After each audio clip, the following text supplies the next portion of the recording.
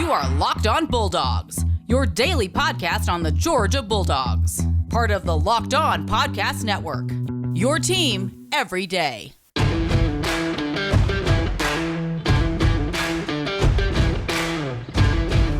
Hello and welcome to the Locked On Bulldogs podcast. I am Daniel. I'm Clint, and this is a podcast for fans by fans. If you're joining us on YouTube, if you've just gotten on to the listening or watching train, glad you're here. Welcome. National championship. We got some new listeners, got some new people. We found out that Athens has a whole student section that's just earbud in as lectures happening in the class. And you know what? As one-time mediocre at best college students, Daniel and I, we support this behavior emphatically. We do. I would have made even worse grades than I did at Georgia if the Locked On Bulldogs podcast had existed back then. First of all, speaking of listeners, we need a shout out. We need a shout out. Yes. all the new listeners. Thank you for finding us. Thank you for telling friends about the show. Shout out to everybody who sent us such nice comments. Y'all were just in a festive mood after we won the national championship, and we really appreciate all of you listening this whole season. It has been a heck of a ride. If you've never been with Clint and I during the off season, let me just tell you right now, buckle up, because things get weird in a hurry. And they get weird in the best possible kind of ways. So get excited for that. We'll be here the entire offseason. We're not planning on going anywhere. We've got nothing else to do. This is what we'll be here doing. Shout out to Jesse, by the way, from the national championship game. Jesse, how you doing? Franklin, Jesse in Tennessee. Mm-hmm. Yeah. Shout out to you. Good to see you celebrating the Dawgs win at the national championship game. Shout out to Adam, who recently was the winner of our 1,000 subscriber contest, the sweatshirt giveaway. Yes, sir. Adam, let me just look at my eyes, Adam. I will apologize for nothing. You understand? I picked who I picked. Georgia won the game. You can write me a thank you note later. Do you understand? You can write me a thank you note later. Adam, you're experiencing what I deal with on a daily basis. I apologize to no one. Okay. All right, we get the shout outs out of the way. Clint, we've got stuff to talk about this game, but I want to start here because let me just preface this. And I'm going to come back around to this at the end. Okay. But preface this. Nick Saban is the greatest college football coach, listen, who will ever live. You see what he did there? Yeah, not who has ever lived. No. I am future casting Nick Saban as the greatest college football coach that will ever coach college football ever. Okay? That's what I'm doing. Now, Nick Saban coached this game like a scared little child, and he cost his team the game. We're about to enter, just so you guys know, this isn't bravado chest rearing and thumping and pumping. This is for real. If you go back and we watch won the this national game, championship. We don't have to do that. Yeah, I don't have to do crap. Bama fans, stop telling me what to do. I don't do crap. But this is as real as it gets. You're not my mom. Okay. Daniel, he called this game scared. He did. He called the game scared, and there are several different examples that we can point to where this comes into play. The first of which happens at halftime. Here we go. Okay. No. The first of which happens, and the most forgivable of which happens early or sometime in the second quarter. Kenny Mack, I'm not sure if you recall, runs a kickoff back 55 yards. Okay. It is called back for a holding penalty. I'm not sure if you're aware, but Georgia was penalized often in this game. The kickoff return is called back for a holding penalty. And very next possession, The next time Alabama kicks off, I should say, not the next possession, but the next time Alabama kicks off, the kicker kicks it 60 yards out of bounds. I mean, I'm talking about this ball crossed the out of bounds line away from Kenny McIntosh at about the 30-yard line, clearly instructed to kick it straight out of bounds because Nick Saban was terrified of Kenny McIntosh. Now, that's only one example. If that were all that happened, then you would say that's nothing. That's something that happens all the time. Georgia had some sort of a schematic advantage in the return game, blah, blah, blah, blah, blah. Well, let me fast forward you a little bit to halftime, okay? Alabama has the ball. They get stopped on third down. They punt the ball, Clint. There's 1 minute and 36 seconds to go in the half. It's a great punt by their punter. And Kearis Jackson fair catches the ball on the 9-yard line, Clint. So now Georgia has the ball, 1st and 10 from its own 9-yard line. Alabama has 3 timeouts and holds a 9-6 lead. They're leading. And has the Heisman Trophy winner on the sidelines watching. Now, quick history lesson. Georgia fan, what happens before halftime with less than 2 minutes to go when Kirby has the ball in his own territory? What happens? When we're 91 yards away from the end zone. If you had watched any tape, tell me what Kirby Smart does. Now, let me ask you this. Do you think Nick Saban watched any tape this week? All the tape. Do you think Nick Saban knows what Kirby Smart does in these types of situations? You combine that with the fact that Georgia's offense has looked extremely questionable at best in the first half. You're being really generous with that. Very generous. Stetson Bennett turns around and promptly hands the ball to Zamir White, and he rushes for 2 yards, Clint. 2 yards. Again, there's 1 minute and 36 seconds on the clock. Tick, tick, tick, tick, tick, tick, tick. Alabama does not call a timeout. The next time we snap the ball, there are 55 seconds to go on the clock. So you might say, okay, save a timeout for the offense in case there's a sack, in case there's a player tackled in bounds. Save 1 timeout for the offense. Get the field goal kicker set up, whatever. But now there's 55 seconds. It is 2nd and 8. Georgia hands the ball off again. Zamir White is tackled again for a 2-yard gain. It is now 3rd and 6. And the seconds continue to tick and continue to tick all the way down to 20 seconds. And then at 20 seconds, Nick Saban calls a timeout. When there's 20 seconds to go in the game, he calls his first timeout. Did he just remember that he had them?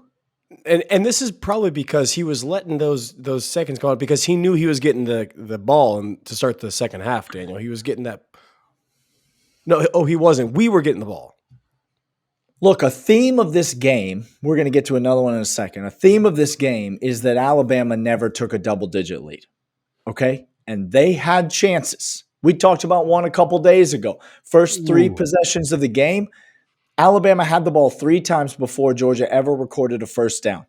In those 3 possessions, they managed to score 3 points.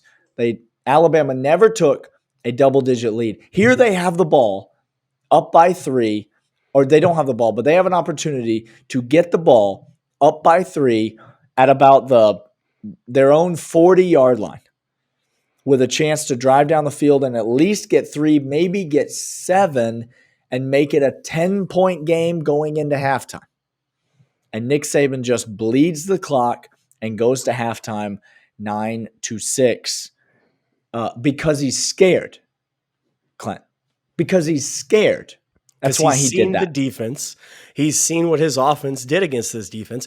We took their best shot with their best players. That's the right. Heisman Trophy winner, the number 1 running back that had waited for. I saw the graphic. Kurt Herstry did all them years behind all those backs to come out and get experience, sit and get it.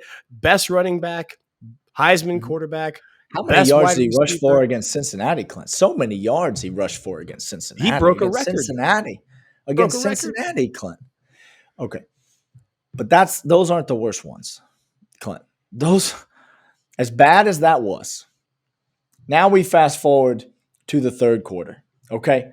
And now the game is not. You want to tell the third? Do you want to save that third quarter for the second segment, Daniel? Yeah, let's save it. Yeah, let's save it. Okay. Yeah. All right. Here we go. First, we need to let you know about Get Upside. Get Upside right now is an app that many listeners are using to get 50 cents off every gallon of gas. Now, you say 50 cents. That seems like a lot. That's only if you use promo code SCORE. It's 25 cents a gallon off of every single time you fill up when you get the app Get Upside in the iOS or the Android store. You put it on your phone, you go fill up, you use that app, and you're going to get 25 cents off per gallon of gasoline that you use as you fill up your car at the gas station. You're making it sound incredibly simple. It can't be this simple. Daniel, it is this simple. Use promo code SCORE. And right now, you're going to get 25 cents additional off of every single gallon of gasoline your first fill up. Those are very, very simple to redeem. It goes straight to PayPal or to your bank account or even to e-gift cards, Amazon, and the like. But again, you have to use the promo code SCORE when you use the Get Upside app. Extremely simple, extremely easy to use. Get Upside app, Android, iOS, promo code SCORE. Also want to let you know about betonline.ag. They are your online sportsbook experts. We told you about it. We tell you about them all the time here on the Locked On Bulldogs podcast. Go there right now. Enter the promo code Locked On. You get a 50% bonus on your initial deposit. That's free money. Use that free money to fade Tom Crean and anything Tom Crean has ever touched or been associated with his entire life. We're in that segment of the season, y'all. Tom Crean is an abomination to the Georgia basketball program and should be fired immediately. BetOnline.ag, however, is not an abomination. They are your online sportsbook experts. So go there right now, enter that promo code Locked On, and you get a 50% bonus on your initial deposit. Use that to bet on college basketball, the NBA, the NHL, the NFL playoffs. Wildcard weekend is coming up this weekend, tomorrow, Sunday, Monday, I hear. There's just football on all the time. Use that money, betonline.ag, to bet on all of those sports. They've got a great app. They've got a great mobile site. Go there right now, betonline.ag, your online sportsbook experts. All right, Daniel. Third quarter, Clint. That wasn't another time. Yep. Third quarter, Clint.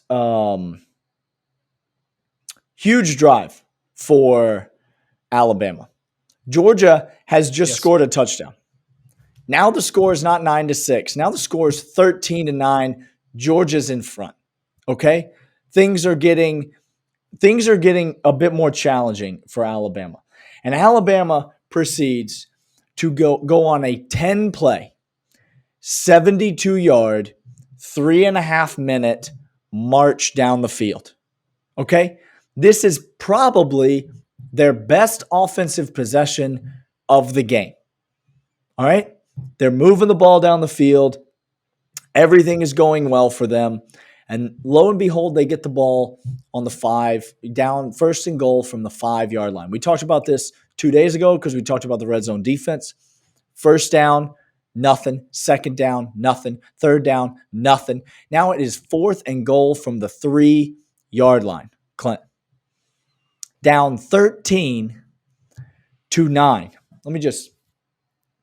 There is 1 minute to go in the third quarter. It is basically the fourth quarter now. Do you understand what I'm saying? You're down by 4 points. You have the ball on the 3-yard line. You have the best pass rusher in all of college football. Yep. Our quarterback is Stetson Fleming Bennett the fourth. And at this point, he is not our savior. He is our whipping boy. He has not done the thing he's about to do in 2 drives yet. Correct. Okay? So, Nick Saban has a chance to either score a touchdown and take the lead or go for it on 4th down and turn the ball over on downs and give us the ball on our own 3-yard line with our backs against the goalposts and the best pass rush in college football bearing down on us to try to get the ball back or get a safety or a fumble, touchdown, interception, touchdown. When you get the ball down that close on defense, it is a scoring situation. But instead, Nick Saban does none of those things, Clint.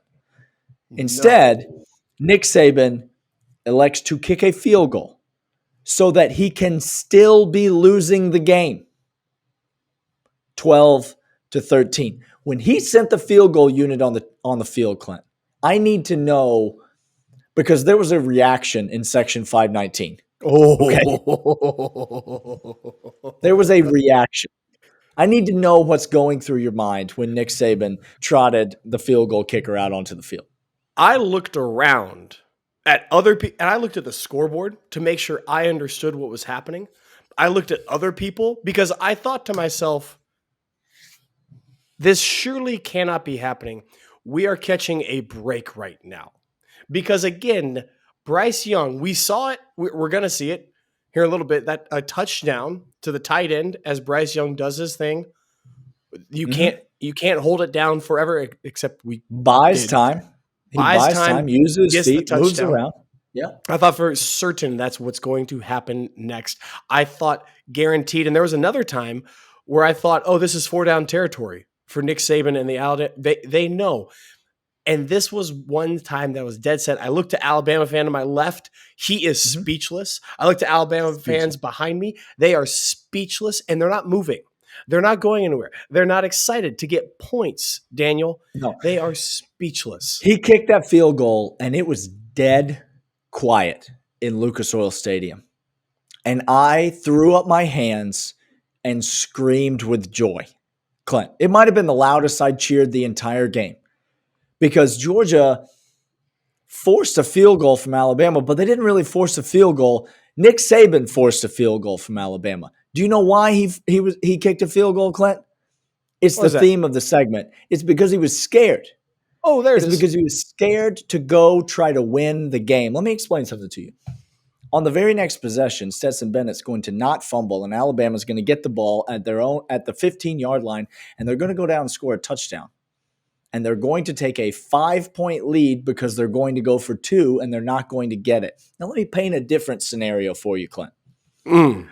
Choose your adventure books made famous on this. Let's go down this What if you turn to page 16? Okay. And on that page, Nick Saban wasn't scared. Oh. He goes for it on 4th down. Alabama scores a touchdown. Now, Alabama kicks the extra point. Alabama is ahead 16-13. And then Alabama gets a not fumble from Stetson Bennett, recovers it on the 15-yard line. Doesn't recover the not fumble, by the way, because the foot was on the line, but yes. Well, yes, okay. They don't recover a not fumble to be awarded the ball on the 15-yard line. They go down the field. They score the touchdown that they score. Do they go for 2 in that scenario, Clint? Up by 9? No, sir. No, they kick the extra point. And now, how many points are they ahead by in the game? It's 2 possessions. Two possessions. It's a 10-point game. They're up double digits. Up double digits. And Stetson Bennett has the ball. And it's the 4th quarter with 10 minutes to go. And you're up by 10 points. All you had to do was not be scared. Now listen. Because I think Nick Saban is the best college football coach that will ever coach college football. But I don't make the rules, Clint. I'm only trying to keep up with the rules. Because when you make a decision as a coach in a critical game, a championship level game, okay, and that decision is stupid, and it's wrong, and it cost your team the game, I was told that you are trash and can't coach, that you're a recruiter only and not a coach. When you run a fake punt with Justin Fields and it costs your team the game, I was told, again, I don't make the rules, I'm only trying to keep up.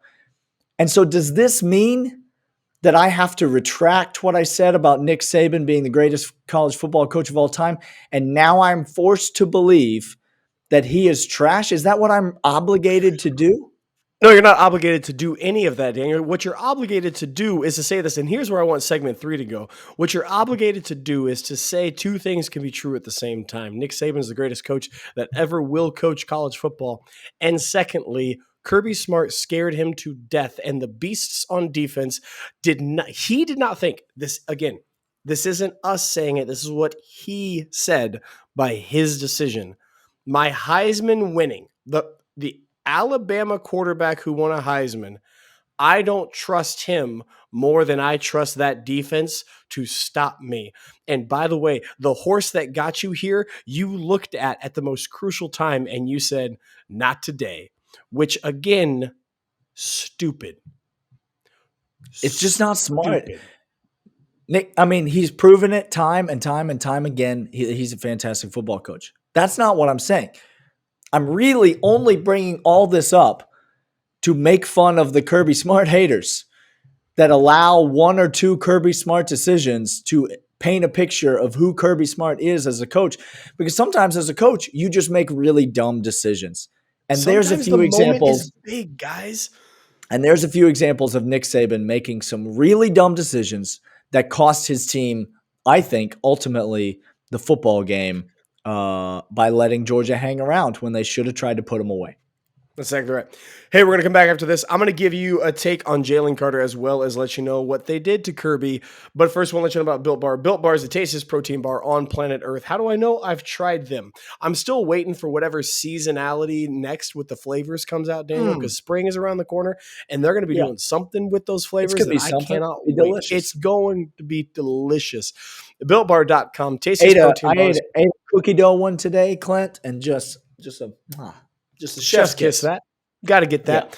High in fiber, high in protein, low in all the bad stuff that you don't want, low in fat, low in sugar. Don't got time for that because you're either doing a meal replacement, you're on the go, you're pre-workout, post-workout, during workout, during van drop-off of kids, during that shuttle, whatever it is, BuiltBar.com, tastiest protein bar on planet Earth. And right now, head over, put in the promo code LOCKEDON15, get 15% off your entire order. Daniel, 15% off your entire order. What if I order more than one box? Well, then you get 15% off that entire thing that you ordered. 1 box, 2 box, 3 box. Darn. It doesn't matter. BuiltBar.com, tastiest protein bar on planet Earth. Okay, couple of housekeeping things. One. Yes. Y'all, Jalen Carter, I don't know if he's doing yoga in the athletic training room. I don't know if he's doing ballet. I have no idea. But that bend that he did to block that field goal, Daniel, to block the field goal, that bend, that push, that abject terror of a man that is Jalen Carter. He showed out in a huge way. That, by the way, where do you think Jalen Carter is going to get drafted in this year's NFL draft? Yeah, I'm okay. Wait, Jalen Carter's not going to be in this year's NFL draft. Oh, there it is. There it is. He's coming back. Hey, hot take. Total prediction. I don't have any inside information. Nolan Smith coming back. Okay. Hashtag more business to finish. Yeah, that's right. I got all them business. Okay, here's where I want to go. All right. It has to do with what I've been working on for the analogy of what the three little pigs, the porked up fat cats of college football, have been trying to do for a very, very long time. And that is keep the big bad wolf outside of their house. Uh-oh. Now, here's what they tried to do. And y'all, please understand this. Please understand, if you don't know how culture works, if you don't know how changes work and trends, and you don't understand how systems are actually morphed, you're watching it happen right now with college football, Kirby Smart, and Georgia. And it happened on the biggest stage in the biggest way possible. Kirby didn't do Alabama better. That's not what he did. He learned from Alabama. We will never, ever say otherwise. 100%. He says it, y'all. So don't go against Kirby. He's your coach. He won your national championship. Listen to his words. He says, yes, of course, I have a huge debt to Nick Saban in Alabama. That's right. But he doing things his way. Now, King Kirby doing things his way. And for the longest time, the guys like Dabo, who hates NIL, the guys like Saban, who's trying to become cuddly grandpa all of a sudden as he sees his window closing. Instead of 70 years old. 70. Guys. He'll be 71 by the time there's another college football playoff. He'll be 71. Just to keep track of how numbers work. His birthday is what is that? That's St. Patrick's Day. It's on some sort of holiday every year. It's on Easter, I believe. Yeah. Easter bunny. Look, they have been trying to keep him out. They've been building brick walls because they understand that inside the clubhouse for them is really nice. They know all the same stuff. It's the blue bloods, whatever they call themselves, like that.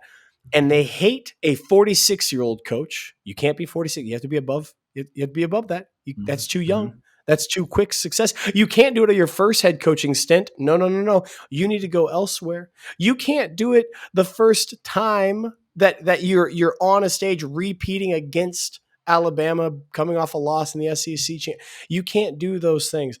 And Kirby Smart went ahead and just busted in the door and left it open on his way in and said, let's brawl.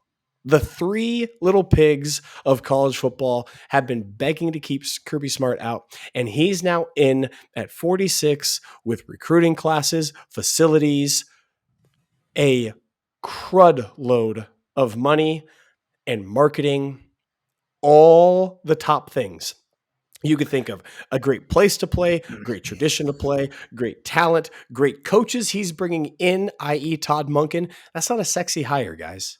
Let me tell you, when Todd Monken was hired, you all had to go find him from Oklahoma State when like Des Bryant was there, okay? It's a championship hire. It's not a sexy hire. It's a championship That's exactly right. And now he's inside, and now the wolf is inside your house, and you can't get rid of him. Everything has changed. I'm not trying to be hyperbolic. I'm just literally telling you, this is how things change, is moments like this, dominoes like this. Because now he's in and now he goes to recruits homes with that ring on as he recruits some of these other guys. Quarterbacks now look at what he did with Stetson Bennett and they go, hot darn, he could do that with Stetson. Imagine what he could do with me. He sees him morphing and changing and being intense and being not cuddly grandpa to all these players, but being an abject father figure to these players. Guys, Nick Saban coach scared because he knows the beast that was seeded at Alabama that has now matured into this monster at Georgia. And once that trajectory hits, we all know what Clemsoning is. And we all saw Dabo get a generational quarterback. And we said, oh, that makes sense. That makes sense. Generational quarterback. Okay. That's not the story with Kirby. You put him with anybody. No, this ain't no Cam Newton. This ain't no Cam Newton national championship. You understand? That's not what this is. It's not Trevor Lawrence. It's not Watson. It's not Cam. That's not what this is. This is a coach that's here to stay. And look, I said it on Tuesday. I'll say it again. Brandon, sorry, not sorry. He's not sorry. Deep down in your heart. Deep down in your heart. Right here. You know you'd rather have Kirby. You know you'd rather have Kirby than Dabo. You know it. Listen, you know it. Because look, he kicked that door down, and who's in there? Who's in that house? Okay? Nick. A 70-year-old man. The man's 70 years old. These are the guys that are trying to compete with Kirby. He's 70 years old. Dabo Swinney. He coming out here with the 25th ranked recruiting class in the nation for next year. The 25th ranked recruiting class in the nation. With Brent Venables left, and he said, "Oh no, oh no." His coaching staff is gone. His backup quarterback's in the transfer portal. Ua Ungalale is the only one standing there. His starting quarterback is bad. It's bad. Okay, Dabo. Dabo does not have staying power at the top. No. Who else in there? Ryan Day? Okay. Well, see, what had happened was Ryan Day is the best offensive coach in all of college football. He quickly passed Lincoln Riley. Real quick. And then, just like Lincoln Riley, failed to make the college football playoff. 100%. Couldn't cut it. Oh, there's Coach O. Oh, wait a second. Oh, no. Oh, no, wait. But there's Texas A&M. There's Texas A&M and old Crab Legs McGee, Jimbo Fisher. Okay? To be totally honest with you, we make fun of Jimbo Fisher all the time. That's the only one that even poses a remote threat to Kirby Smart. Jimbo Fisher going to make some noise in the next couple of years, guys. Okay, he's going to make some noise. Kirby's here to stay. Georgia's here to stay. That's all there is to it. I'm not saying that this is going to be another Alabama dynasty. These things don't come around like this. No. And that's what Alabama fan doesn't realize is that these things, it's going away. It's going to go away quickly. I'm not saying Georgia broke it, whatever. I'm just saying it's going to go away quickly because the man is 70 years old. And when it goes away, you don't just bring it back. No. You understand? Because that's not how culture works, guys. No. So Kirby's run is just getting started.